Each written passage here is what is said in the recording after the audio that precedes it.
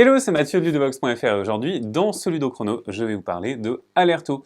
Alerto est un jeu de gestion, de développement et de pose d'ouvriers pour 1 à 4 joueurs de 12 ans et plus et des parties de 50 à 140 minutes. Dans ce jeu, les joueurs vont incarner une communauté qui va essayer de se développer en récupérant des ressources. Chaque joueur va avoir ces plateaux-là et on va placer des ouvriers qui sont ces cubes sur le plateau d'action centrale pour activer des emplacements. Tout ceci pour faire des semis sur nos champs, pour faire progresser nos champs également, et lorsqu'on aura fait des semis, on récupérera les ressources. Ces ressources qui sont indiquées dans notre entrepôt, elles vont nous permettre de payer pour la progression de ces bâtiments. Ces bâtiments vont pouvoir nous rapporter des points en fin de partie parce que lorsqu'ils ont suffisamment avancé, eh bien, notre maison de communauté va avancer. Vous voyez que sous le plateau, la fenêtre, elle indiquera le nombre d'ouvriers qu'on va récupérer à chaque manche, mais également des points de victoire qu'on pourra récupérer. Chaque joueur également va avoir un compte-manche personnalisé avec ce plateau prairie, et ce plateau prairie va pouvoir accueillir des moutons, mais attention, ces moutons, il va falloir s'en occuper et les sécuriser pour rapporter des points de victoire et également récupérer leur lait. Et enfin, nous avons un petit peu de joaillerie qui servira de joker et de conditions de scoring à la fin de la partie. Une partie de Alerto se déroule en 6 manches qui sont indiquées par ces cartes ici, et lors de chaque manche, nous allons tous ensemble procéder à ces 10 phases. Je ne vais pas toutes les détailler, mais je vais détailler le principal de ces phases. Tout d'abord, nous allons révéler une carte manche, donc la carte qui correspond à la manche en cours, qui rejoindra notre main ensuite. Nous allons récupérer un certain nombre d'ouvriers, indiqués par notre fenêtre. Au début de la partie, ça va être 6 ouvriers qu'on va placer sur cette carte. Ensuite, nous allons simplement procéder à la pose d'ouvriers. En partant du premier joueur, chaque joueur va jouer à son tour, et on va choisir soit de placer nos ouvriers sur une action, donc par exemple ici, je me place ici, je réalise l'action qui est indiquée dans le petit cadre. Ici, je vais soit récupérer 3 champs, soit récupérer 3 argiles. Je préfère récupérer de l'argile, c'est une ressource qui va être importante pour faire notamment mon bâtiment de charpente, mon atelier de charpente. Donc je récupère ceci, vous voyez que cette ligne correspond à une ressource, 2, 3. J'ai fait cette action, maintenant c'est au tour du joueur suivant. Le joueur suivant voudrait faire cette action aussi, mais lui, il devra payer l'emplacement supérieur, et du coup, il doit payer un petit peu plus cher pour réaliser cette action.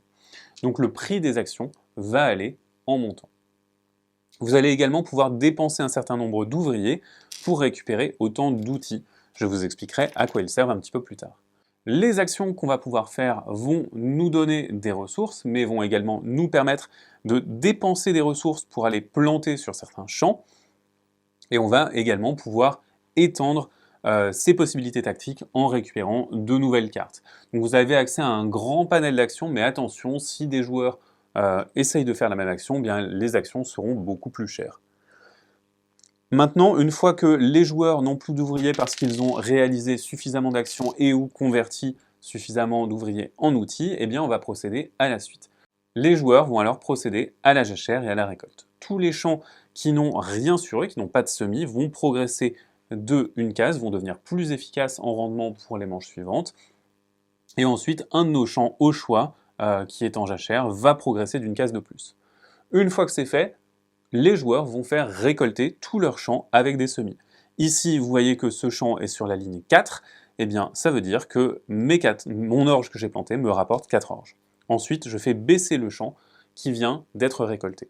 On va faire récolter tous nos champs, et une fois que c'est fait, nous allons passer à la suite. Nous allons traire tous les moutons qui se trouvent sur notre plateau, qui nous donnent un lait chacun. Donc de la même manière, on va stocker le lait ainsi, et ensuite, on va pouvoir payer les ressources qu'on a acquises pour faire avancer ces bâtiments. Pour faire progresser les bâtiments de notre communauté, nous allons devoir dépenser un certain nombre de ressources qui va être indiqué ici. Donc on a beaucoup de ressources différentes pour faire progresser tous nos bâtiments, et il va falloir dépenser autant de ressources que le numéro de la manche en cours. Donc à la première manche, une ressource, deuxième manche, 2 ressources, troisième, 3 ressources, et ainsi de suite. Et vous avez certaines petites règles qui vont se rajouter ensuite. Par exemple, si vous voulez faire progresser l'atelier du charpentier, eh bien, il faudra payer plus d'argile que de blé pour faire progresser cet atelier. Vous allez dépenser vos ressources pour faire progresser les bâtiments, mais attention, vous allez pouvoir être bloqué par des boulets, et vous allez pouvoir utiliser vos outils, attention, ils sont juste utilisés, ils ne sont pas dépensés pour faire progresser les boulets. et ensuite ça vous permet de libérer des emplacements. Si tous vos bâtiments sont avancés, votre bâtiment de communauté va lui aussi pouvoir progresser et vous donner plus d'ouvriers à la manche suivante. Une fois que tout le monde a fait ça, on va tout simplement passer à la manche suivante et réarranger nos boulets, et on va également retirer certaines lignes qui vont nous permettre de libérer certains emplacements d'action. Je ne vous ai pas encore parlé de ces cartes. Ces cartes, elles vont être assez importantes parce que vous allez pouvoir les jouer à n'importe quel moment. Certaines cartes vont vous demander d'avoir une certaine condition pour récupérer des bonus, mais d'autres vont également tout simplement vous proposer d'avoir de la conversion de ressources en dépensant des ressources pour gagner d'autres choses, ou alors vont pouvoir vous permettre de dépenser beaucoup de ressources pour convertir ces ressources en points de victoire. La fin de partie va s'achever à la fin de la 6e manche, et alors les joueurs vont tous totaliser leur score. Leur score est égal aux points qu'ils ont marqués grâce à leur plateau de communauté. Pour rappel, on va avoir des choses assez importantes dans la fenêtre si on arrive à bien la faire progresser, aux cartes qu'on a jouées, mais également aux ressources qu'il nous reste et à notre joaillerie.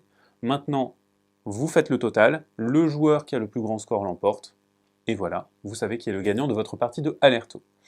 Alerto est donc un jeu dans lequel vous allez à la fois essayer de vous développer petit à petit, principalement en essayant d'équilibrer votre champ avec ce système de jachère et de plantation qui valorise les champs que vous n'utilisez pas, et vous allez devoir dépenser vos ressources pour récupérer le plus de points possible. Maintenant, c'est à vous de jouer, à bientôt sur ledovox.fr.